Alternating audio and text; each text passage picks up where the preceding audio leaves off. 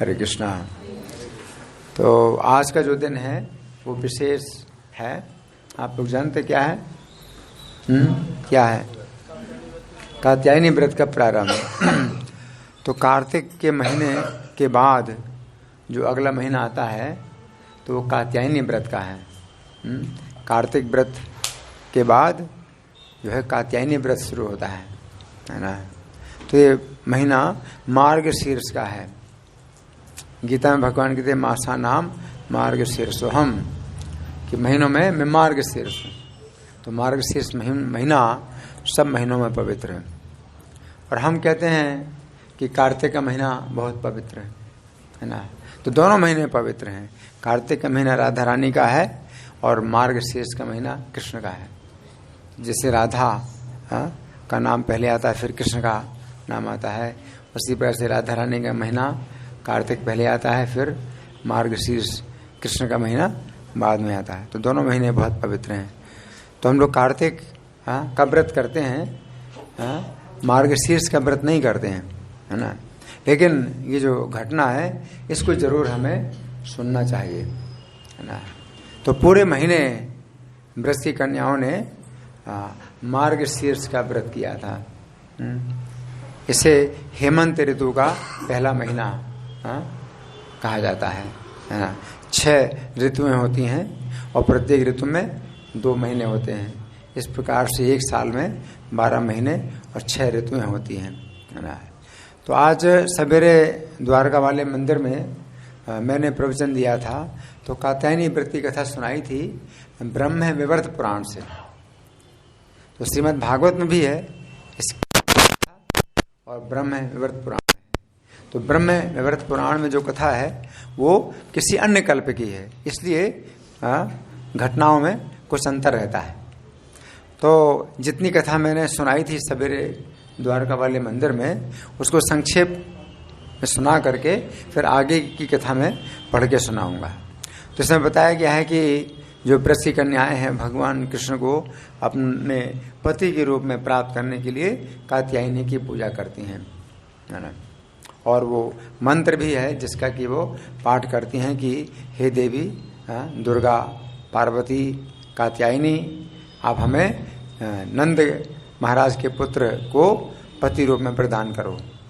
तो इस मंत्र का जो है वो जाप करती हैं। और भगवान कृष्ण अंत में जो महीने का अंतिम दिन होता है यानी पूर्णिमा, तो उस दिन भगवान उनके व्रत को सफल करने के लिए आए और जो है जो वस्त्र हैं उन्होंने उठा लिए, हरण कर लिए और फिर उन्होंने उन कन्याओं से कहा, हंसी मजाक करने के लिए उनसे कहा कि तुम्हारे वस्त्र कौन ले गई, तुम्हारी वो देवी है वो क्यों रक्षा नहीं कर रही तुम्हारे वस्त्रों का, और तुमने जो है कुछ व्रत में कमी कर दी है, तुम्हारा व्रत असफल हो गया है। इस प्रकार से चिंता में डालने के लिए भगवान उनसे जो है कुछ हंसी मजाक करते हैं। और वे जब कन्याएं बड़ी चिंतित हो गई तो फिर ये वर्णन आता है कि भगवान कहते हैं कि अपने अपने वस्त्र ले जाओ, तुम लोग जो है मैं यहाँ वृक्ष में बैठा हूँ और मेरे पास आकर के वस्त्रों को ले जाओ।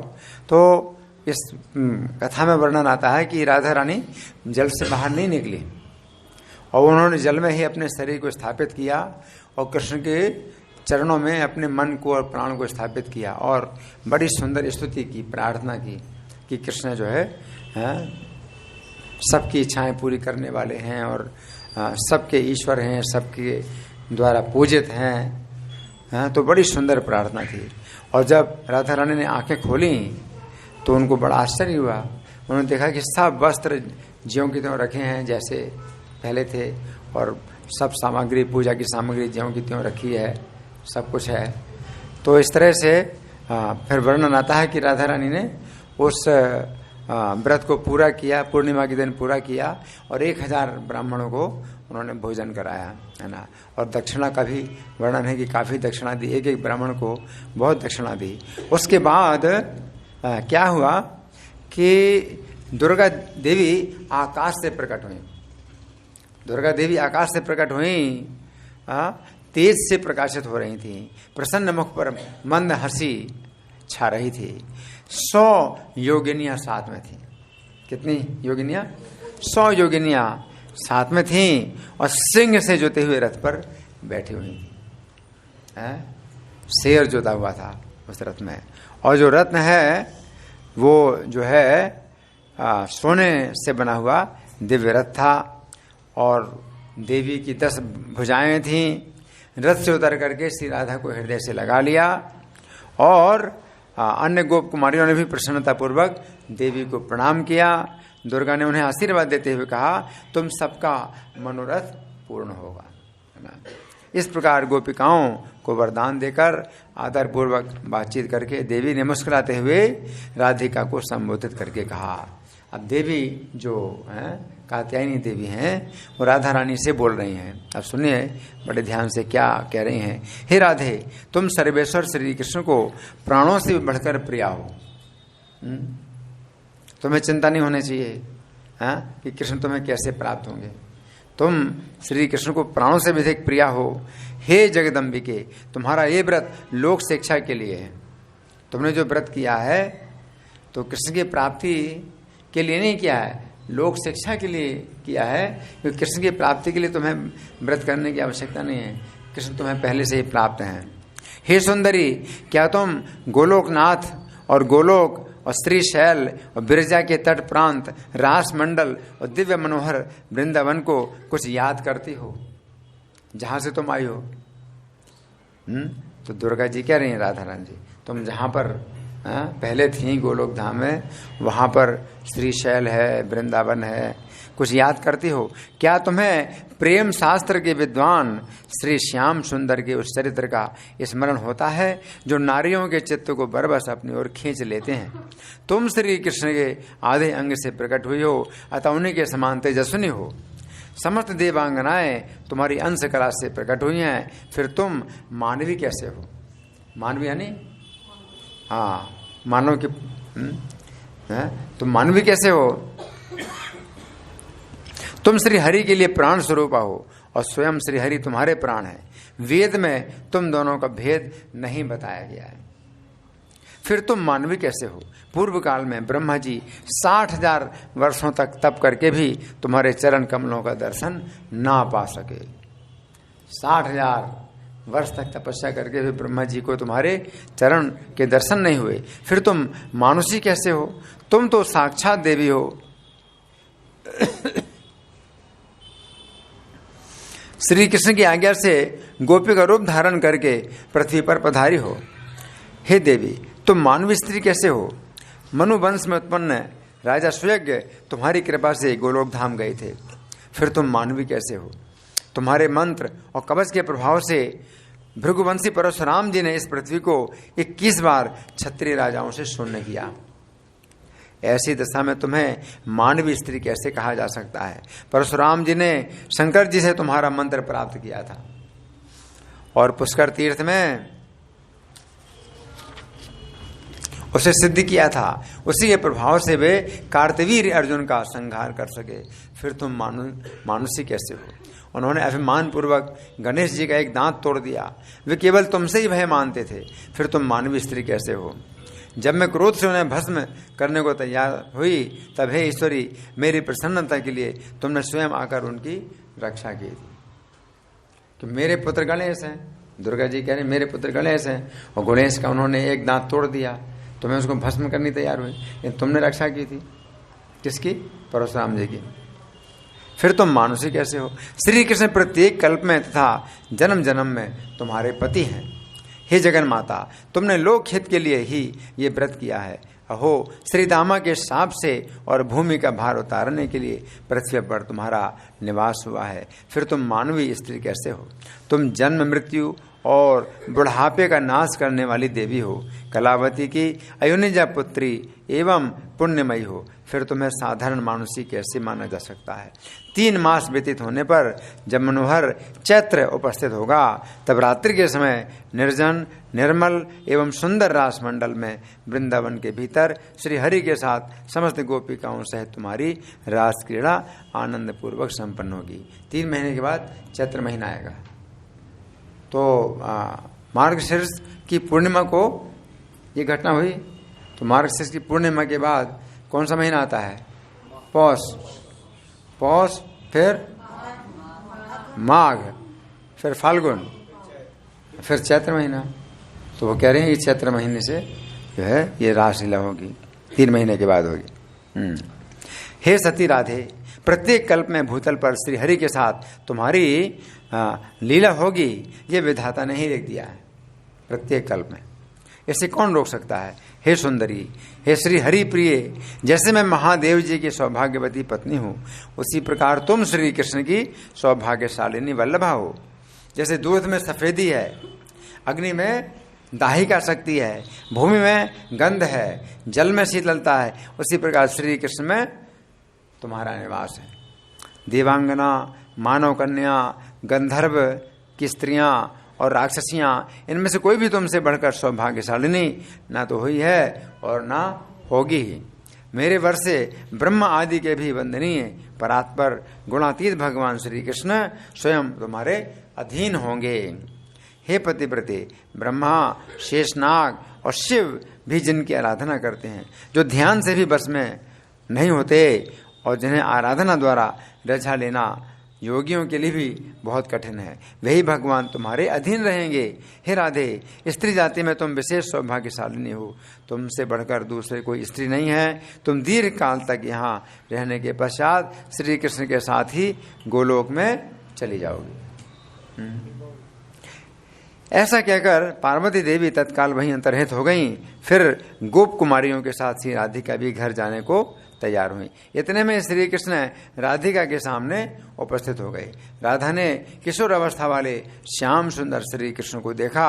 उनके श्री अंगों पर पीताम्बर शोभा पा रहा था। वे नाना प्रकार के आभूषणों से विभूषित थे।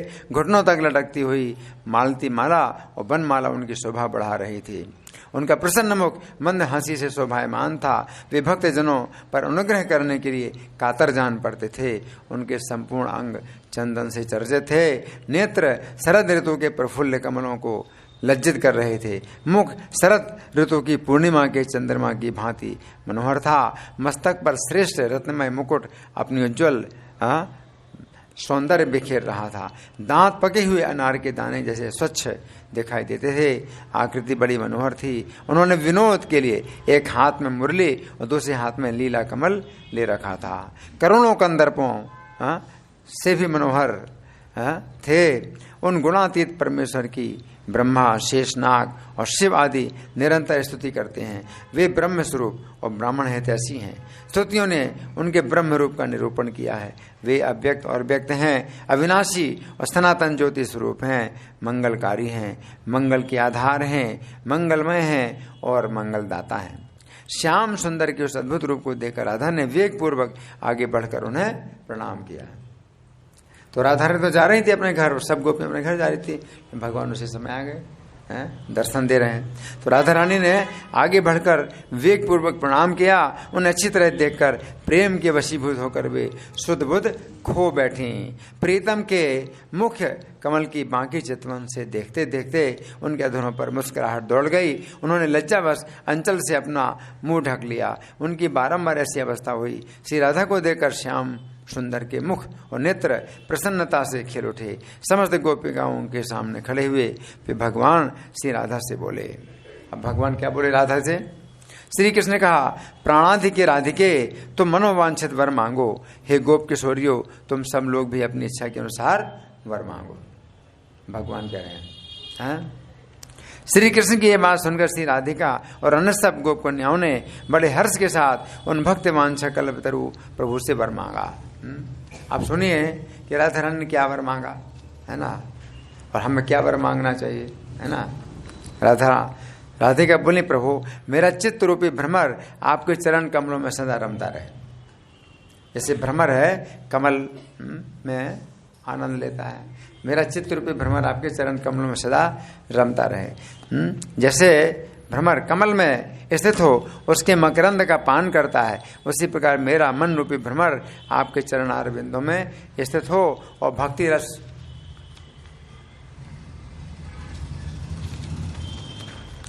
रस का निरंतर आस्वादन करता रहे।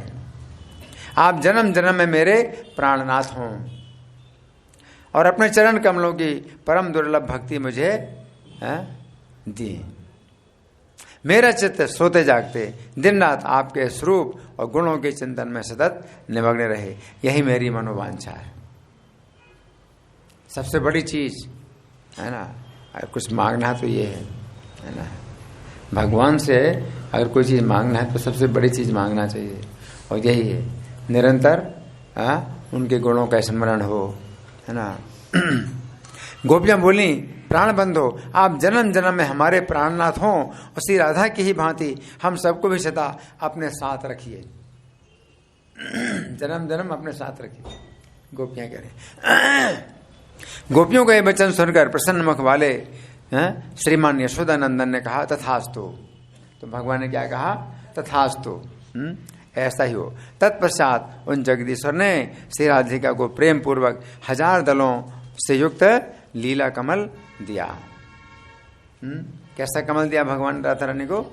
1000 दल वाला कमल, और मालती की मनोहर माला दी। साथ ही अन्य गोपियों को भी उन गोपी वल्लभ ने हंसकर प्रसाद स्वरूप पुष्प और मालाएं भेंट की। तदनंतर वे बड़े प्रेम से बोले। श्री कृष्ण ने कहा, ब्रज देवियों, 3 मास व्यतीत होने पर वृंदावन के स्वयं रास मंडल में तुम सब लोग मेरे साथ रास क्रीड़ा करोगी। जैसा मैं हूं वैसी ही तुम हो, हम में तुम में भेद नहीं है। मैं तुम्हारे प्राण हूं और तुम भी मेरे लिए प्राण स्वरूपा हो। प्यारी गोपियों, तुम लोगों का ये व्रत लोक रक्षा के लिए है, स्वार्थ सिद्धि के लिए नहीं, क्योंकि तुम लोग गोलोक से मेरे साथ आई हो और फिर मेरे साथ ही तुम्हें वहां चलना है। तो भगवान गोपियों से भी कह रहे हैं कि तुमने भी जो है लोक शिक्षा के लिए ये व्रत किया है। अब शीघ्र अपने घर जाओ, मैं जन्म जन्म में तुम्हारा ही हूं, तुम मेरे लिए प्राणों से भी बढ़कर हो, इसमें संशय नहीं है। ऐसा कहकर श्री हरि वहीं यमुना के किनारे बैठ गए। फिर सारी गोपियां भी बारंबार उन्हें निहारती हुई बैठ गईं। उन सब के मुख पर प्रसन्नता छा रही थी, मंद मुस्कान की प्रभा फैल रही थी। वे प्रेम पूर्वक बांकी चितवन से देखती हुई अपने नेत्रों द्वारा श्री हरि के मुखचंद्र का अमृत पी रही थीं। तत्पश्चात वे बारंबार जय बोलकर शीघ्र ही अपने अपने घर गईं और श्री कृष्ण भी बालकों के साथ प्रसन्नता पूर्वक अपने घर को लौटे। इस प्रकार मैंने श्री हरि का सारा मंगलमय चरित्र कह सुनाया। गोपीचीर हरण की ये लीला सब लोगों के लिए सुखदायिनी है। हरि बोल। तो ये घटना मैंने सुनाई ब्रह्म वैवर्त पुराण से। अब कुछ घटनाएं मैं सुनाऊंगा जो कि इसी कथा में हुई। जब मैंने कभी ये कथा सुनाई तो उस समय जो बड़े आश्चर्य की घटनाएं हुई हैं, तो आज सवेरे कुछ घटनाएं मैंने द्वारका मंदिर में सुनाई थी। अब आप लोग सुने बड़े ध्यान से। ये घटना दिनांक 15 नवंबर 2014 की है। तो ये समय भी वही कात्यायनी व्रत का था, 15 नवंबर 2014 की। ये बात पहले से ही निश्चित हो चुकी थी कि मैं इस दिन की शाम को दिल्ली के अंतर्गत शकरपुर नामक स्थान में भगवती मंदिर के कथा भवन में कात्यायनी व्रत की कथा का वर्णन करूंगा। इस स्थान में इस कथा को सुनाना इसलिए भी उपयुक्त था क्योंकि पहली बात तो ये थी कि ये कात्यायनी व्रत का महीना अर्थात मार्गशीर्ष का महीना चल रहा था, तथा दूसरी बात यह थी कि इस कथा में ब्रज की कन्याओं ने जिस कात्यायनी देवी का पूरे महीने भर पूजन किया था वे कात्यायनी के नाम से प्रसिद्ध दुर्गा देवी ही हैं जिनके मंदिर में ये कथा होनी थी। कथा का स्थल दुर्गा देवी अर्थात कात्यायनी देवी की विशाल अर्चा विग्रह के ठीक सामने ही था। अब मैंने कथा का आरंभ करते हुए इस प्रकार के शब्द बोले। सुखदेव गोस्वामी बोले, हे राजन, ब्रज की कन्याओं ने श्री कृष्ण को पति के रूप में प्राप्त करने के लिए मार्गशीर्ष के पूरे महीने भर हविष्यान्न का भोजन करते हुए कात्यायनी का पूजन रूपी व्रत किया। ये मैंने सुनाया। तो मैंने जिस समय कथा के प्रारंभ में ब्रज की कन्याओं की बात मुख से निकाली, ठीक उसी समय एक अत्यंत आश्चर्य की घटना हुई। उस समय सभी लोगों के सामने अचानक एक 6-7 वर्ष की कन्या पता नहीं कहां से आ गई और मेरे सामने बैठकर कथा सुनने लगी। वो कन्या कथा को सुनकर बीच बीच में अपनी प्रसन्नता भी प्रकट कर रही थी। कन्या के ऐसे व्यवहार को देखकर पता चल रहा था कि वो कोई सामान्य कन्या नहीं थी। अब जैसी कथा की समाप्ति हुई उस समय एक अन्य आश्चर्य की घटना हुई। मैंने जिस समय कथा को समाप्त किया उस समय शौनक ऋषि प्रभु ने माइक पर सभी श्रोताओं के सामने मेरी तथा मेरी कथा की प्रशंसा की, परंतु इस अवसर पर उस कन्या का पता नहीं चला कि वह अचानक कहाँ चली गई। यहाँ पर एक बात ध्यान देने योग्य है कि उस कन्या का कथा के स्थल पर अचानक प्रकट होने तथा कथा की समाप्ति पर अचानक अंतर्धान होने की घटना को केवल एक ही व्यक्ति ने देखा था तथा वो व्यक्ति थे श्रीमान हरिमोहन शर्मा, जो एक प्रसिद्ध वैद्य हैं, दिल्ली के अंतर्गत कालका जी नामक स्थान में रहते हैं तथा उस समय कथा सुनने के लिए प्रभु मेरे ही साथ उस स्थान में आए हुए थे। इस कथा के अंत में जिस समय उन्होंने रहस्य मुझे बताया उस समय श्री कृष्ण के द्वारा किए हुए ऐसे आश्चर्य को समझकर मैं तथा मेरे संगी अत्यंत विस्मित तथा बार बार हर्षित हुए। तो ऐसा संकेत मिला कि वो देवी ही जो है कथा सुनने के लिए प्रकट हुई कन्या के रूप में। अब एक घटना हुई है 23 नवंबर 2014 को। आज दोपहर के समय प्रद्युम्न प्रिया प्रभु मेरे कमरे में कुछ भक्तों को मेरी डायरी से दिनांक 13 नवंबर 2014 की चीर घाट की लीला पढ़कर सुना रहे थे। तो चीर घाट में हमारा नियम है कि जो ये कात्यायनी व्रत का जो समय होता है मार्गशीर्ष का महीना, तो एक बार हम जाते हैं वहाँ दर्शन करने के लिए, क्योंकि उसी स्थान में भगवान ने जो है वस्त्र हरण किए थे और महीने भर व्रत की कन्याओं ने वहीं पर स्नान किया था। तो प्रद्युम्न प्रिया प्रभु 13 नवंबर 2014 की चीर घाट की लीला पढ़कर सुना रहे थे। उस समय एक अत्यंत आश्चर्य की घटना हुई। जिस समय प्रद्युम्न प्रिया प्रभु ने डायरी में लिखी हुई लीला के ये शब्द पढ़कर सुनाए कि प्रभु जी ने चीर घाट में गोपाल चंपू नामक ग्रंथ से जिस समय ये बात पढ़कर सुनाई कि अपनी नग्न अवस्था को छिपाने के लिए ब्रज की कन्याओं ने श्री कृष्ण के साथी बालकों से कहा कि हे बालकों, देखो उधर कुछ लोग शोरगुल कर रहे हैं। ठीक उसी समय अत्यंत आश्चर्य की घटना हुई कि प्रभु जी के निकट वृक्ष में बैठे हुए अनेक पक्षी अत्यंत ऊंची आवाज में चैं चैं करने लगे। अरे वो तो ये घटना आश्चर्य की घटना उस समय हुई थी चीर घाट में, है जब मैं गोपाल चंपू से पढ़ करके सुना रहा था, है ना। अब ये बात तो डायरी को खोलकर प्रद्युम्न प्रिया प्रभु मेरे कमरे में कुछ भक्तों को पढ़कर सुना रहे थे। ठीक उसी समय समीप रखे हुए लैपटॉप में मेरा प्रवचन चलने लगा। ये एक अत्यंत आश्चर्य की घटना हुई, क्योंकि लैपटॉप में जो प्रवचन पहले से चल रहा था उसे प्रद्युम्न प्रिया प्रभु ने लैपटॉप में बटन दबाकर रोका हुआ था। अब लैपटॉप में बिना उचित बटन दबाए वो रोका हुआ प्रवचन चालू नहीं हो सकता था, है ना।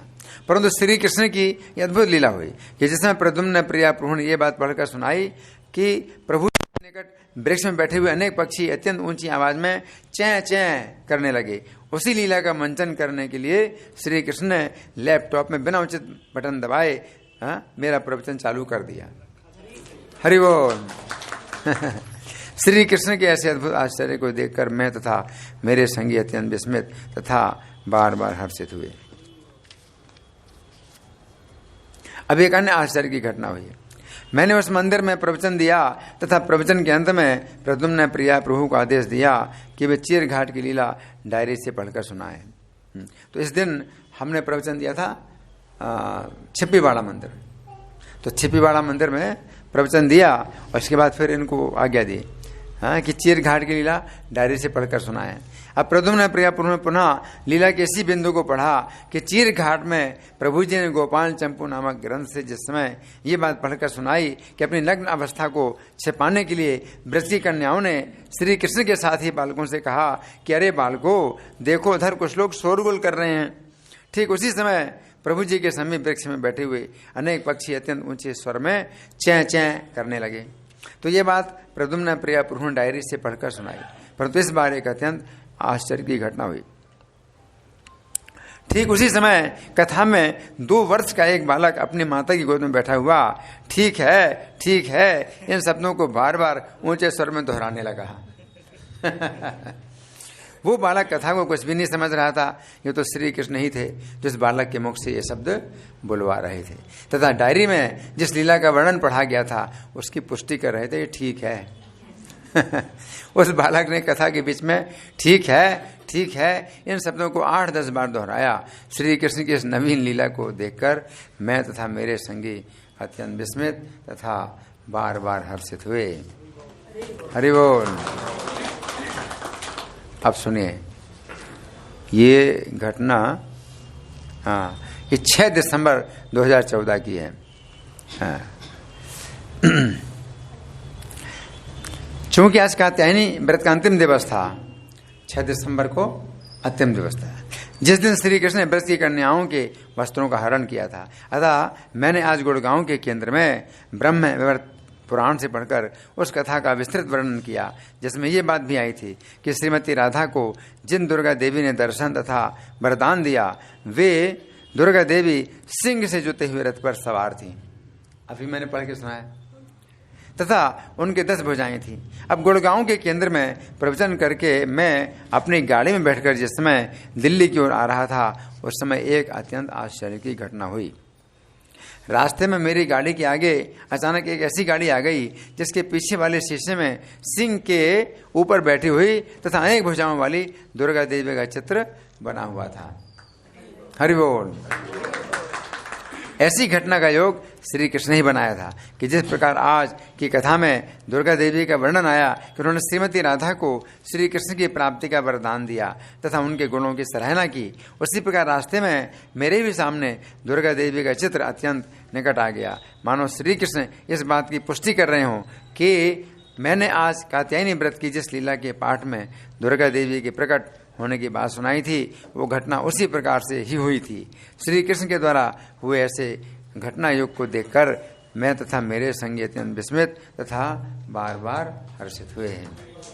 अब एक अन्य आश्चर्य की घटना हुई। आज सायंकाल में मैं सकरपुर नामक स्थान में प्रवचन देने के लिए गया। वहां पर मैंने इसी कात्यायनी व्रत की कथा का वर्णन आनंद वृंदावन चंपू नामक एक अन्य ग्रंथ से किया। उस कथा में मैंने जिस समय ये बात पढ़कर सुनाई कि श्री कृष्ण ब्रज की कन्याओं के वस्त्रों का अपहरण करने के लिए इसलिए आए क्योंकि ब्रज की कन्याएं श्री कृष्ण को पति के रूप में प्राप्त करने के लिए अत्यंत उत्कंठित थीं, उस समय एक अत्यंत आश्चर्य की घटना हुई। हमें समझना चाहिए कि उत्कंठित शब्द का अर्थ होता है ऐसा व्यक्ति जिसका कंठ अर्थात गला ऊपर की ओर उठ गया हो, उत्कंठित। परंतु इस शब्द का व्यवहारिक अर्थ होता है ऐसा व्यक्ति जो किसी वस्तु को प्राप्त करने के लिए उत्सुक हो। अब जिस समय मैंने ब्रज की कन्याओं के लिए उत्कंठित शब्द का प्रयोग किया, सुनिए ध्यान से, ब्रज की कन्याएं उत्कंठित थी, उस समय इस शब्द का प्रयोग व्यवहारिक अर्थ में हुआ था कि ब्रज की कन्याएं श्री कृष्ण को पति के रूप में प्राप्त करने के लिए अत्यंत उत्सुक थीं। परंतु जिस समय मैंने इस शब्द का प्रयोग किया, उस समय श्री कृष्ण ने इस शब्द का मंचन दूसरे अर्थ में कर दिया कि ऐसा व्यक्ति जिसका गला ऊपर की ओर उठ गया हो।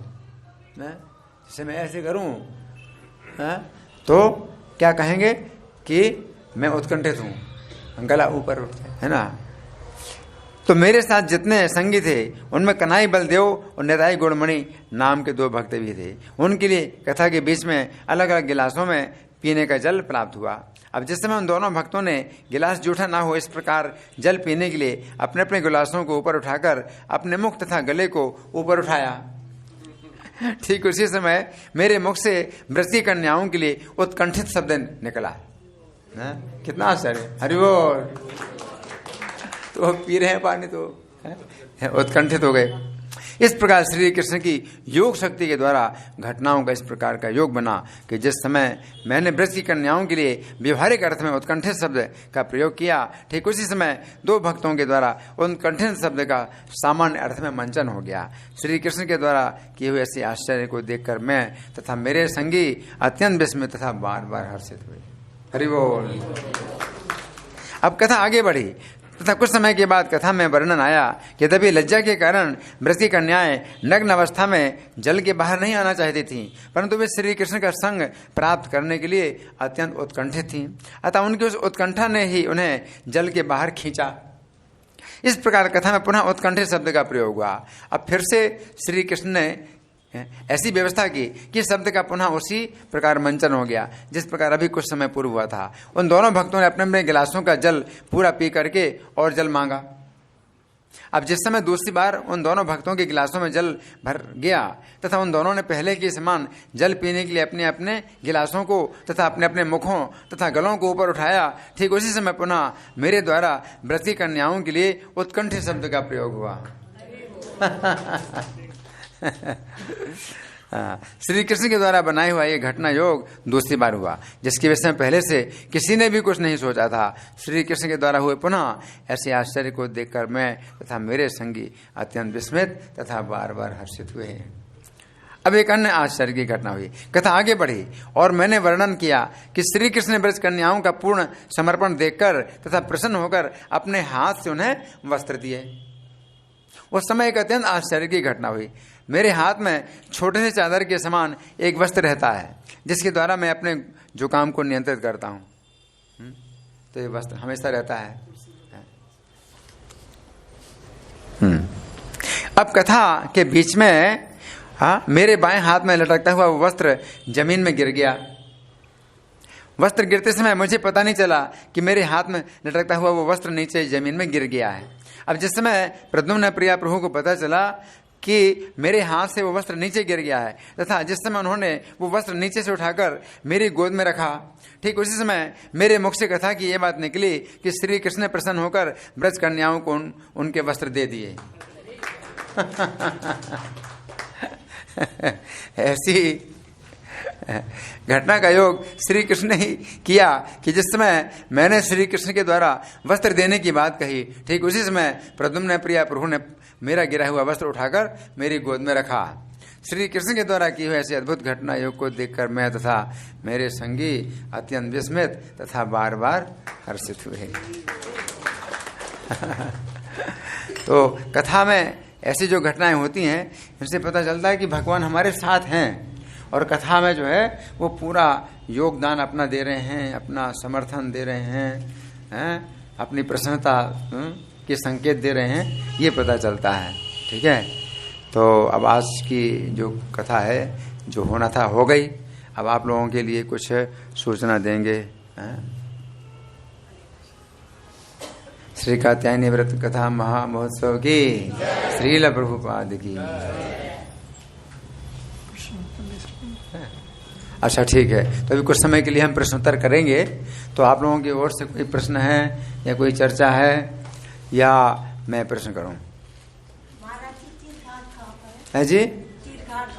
हाँ, चीर घाट जो है ये जब हम वृंदावन की तरफ जाते हैं ना, तो मथुरा रोड में क्या कोसी के पहले पड़ता है क्या? कोसी से पहले, कोसी से आगे बाईं तरफ शेरगढ़, बाईं तरफ शेरगढ़ है, वहीं चीर घाट है ना। हाँ, तो अभी तो जमुना जी दूर हो गई हैं, कदम का वृक्ष वो है वहां पर, जमुना जी अभी दूर हो गई वहां से। उस समय जमुना जी उधर ही थी, वो चीर घाट स्थान। हाँ, 2 चीर घाट हैं। अब इसका फिर यही उत्तर हो सकता है कि कल्प भेद से जो है दोनों स्थानों में भगवान ने चीर हरण लीला की। और कोई? मैं प्रश्न करूं? ठीक है, तो मैं प्रश्न कर रहा हूं। देखिए, भगवान कृष्ण का जो इन ब्रज कन्याओं के साथ जो व्यवहार है, जो कि वस्त्रहरण भगवान ने किया है, तो इसको हम कैसे समझें? क्योंकि कुछ लोगों की शिकायत है कि ये जो है समाज की दृष्टि में ये शोभा नहीं देता। तो इसका जो है हमारे पास क्या उत्तर है? हमें कैसे इसका उत्तर देना चाहिए, है ना? तो इसके कई उत्तर हैं। तो आप लोगों के पास कोई है उत्तर? कौन बताएगा? हाँ, आप। उन्होंने अपने पति के लिए उनको माना था, तो पति के आगे तो स्त्री को कोई शर्म नहीं होती, इसलिए भी एक तरह से भगवान ने। इनका उत्तर है कि जो ब्रज कन्याएं हैं भगवान को पति बनाना चाहती हैं, तो भगवान ने जो है उनकी इच्छा पूरी करने के लिए उनके वस्त्रों का हरण किया और इस तरह से उन्होंने ऐसा व्यवहार किया और इतने से ही उनको संतुष्ट किया, है ना। तो भगवान जो है पूर्ण रूप से नियंत्रित हैं अपने अंदर, हैं, उनके अंदर काम वासना बिल्कुल नहीं है। तो ये जो है उनका ये पवित्र जो कर्म है ये नकल करने लायक नहीं है, कि इसमें जो है कोई नकल नहीं करना चाहिए। लेकिन इसका उत्तर हमारे पास और भी कुछ गहरा है कि भगवान गीता में जब कहते हैं कि मैं अत्यंत सावधानी पूर्वक यदि कर्म ना करूं तो लोग मेरे देखा देखी उसी प्रकार कर्म करने लग जाएं और नष्ट हो जाएंगे, है ना। तो भगवान ने बड़ी सावधानी पूर्वक ये कार्य किया है। ये जो लीला भगवान ने की है ये किस समय की है? छोटी अवस्था में, बहुत छोटी अवस्था में की है ना। हाँ, तो 7 साल से पहले, 7 साल में गोवर्धन पर्वत उठाया था, उससे पहले की लीला भागवत के 10वें स्कंद में आती है। तो गोवर्धन धारण से पहले किया है, तो 7 साल से कम है भगवान, है ना।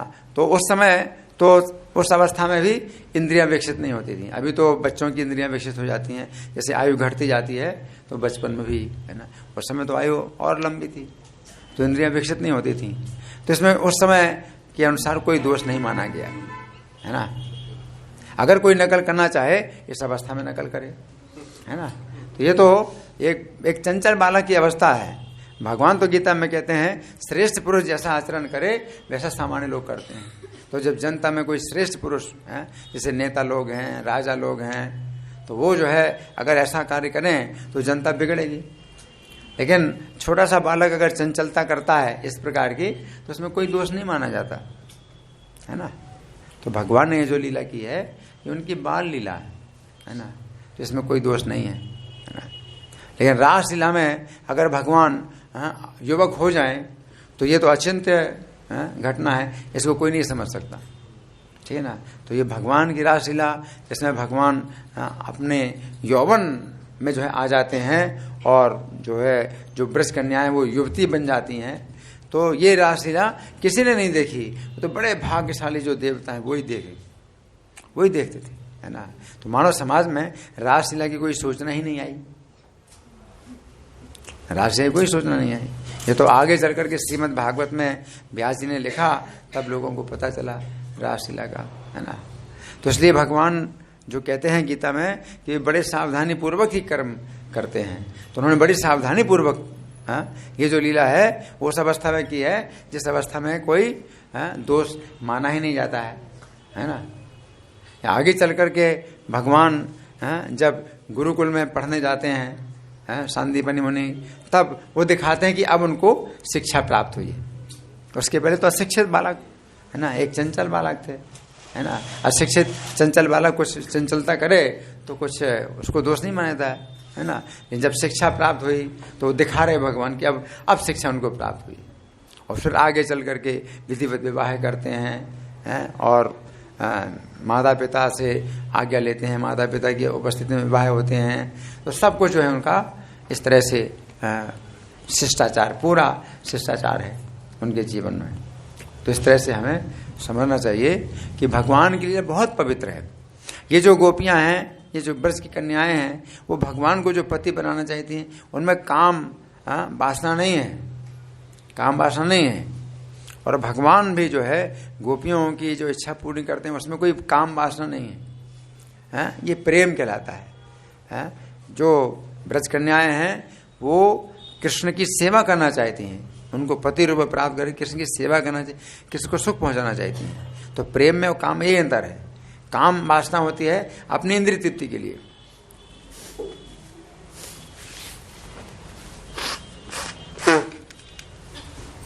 काम वासना अपनी इंद्रिय तृप्ति के लिए होती है। स्त्री अगर किसी पुरुष से आकर्षित होती है ना, तो काम वासना अपनी इंद्रिय तृप्ति के लिए आकर्षित होती है। कोई पुरुष स्त्री से आकर्षित होता है तो काम अपनी इंद्रिय तृप्ति के लिए। लेकिन जब ब्रज कन्याएं कृष्ण के प्रति आसक्त होती हैं, आकर्षित होती हैं, तो वो प्रेम है उनका, उनके अंदर अपनी इंद्रिय तृप्ति की इच्छा नहीं है, कृष्ण को कैसे प्रसन्न करें।